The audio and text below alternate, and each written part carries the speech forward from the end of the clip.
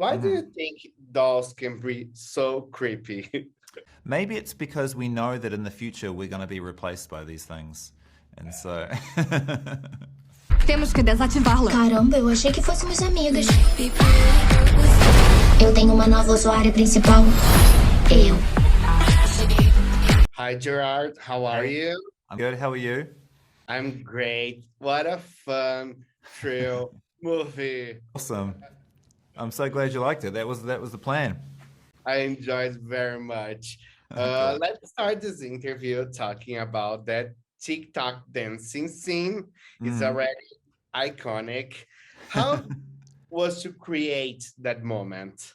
Well, there is so many crazy, things in this movie. At the point where that dance sequence comes out, we had already had, so many crazy out of the wall things. It just felt like, how do we take this even further?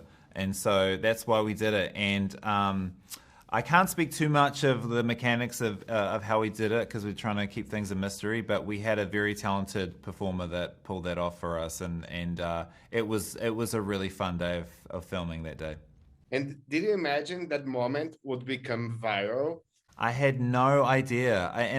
When I did it, when I had the idea of doing this dance, it was something that made me laugh, but I just wasn't sure if anyone else would think it was stupid or it was a bad idea.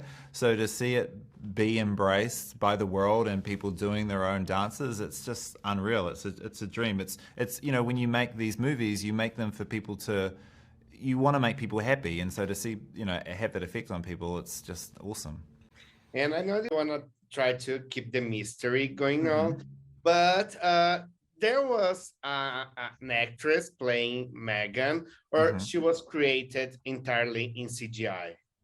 It is. It took a lot of people and a lot of different things, but yes, the Megan herself is a real. She's a real creation. She's a real doll. There's a real doll that exists that's animatronic, and she can, blink her eyes, and she can move her mouth, and she can speak, and she can turn her head, and she can do all of those things. So the Megan, most of the time, the Megan that you're looking at on screen is a real doll, and the rest of the time, I'm not allowed to say anything.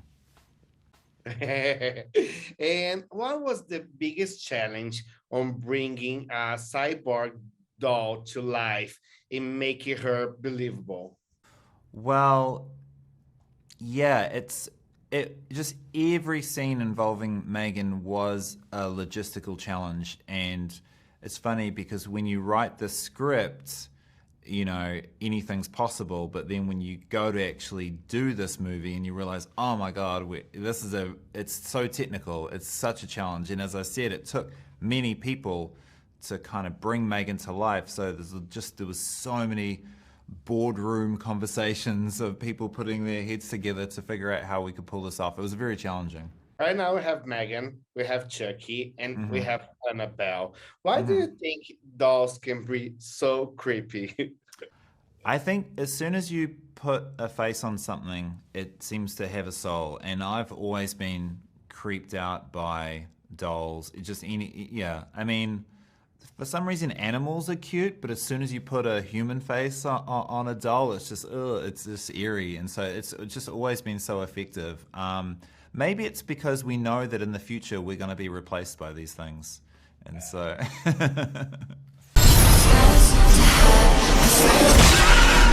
What's wrong with you?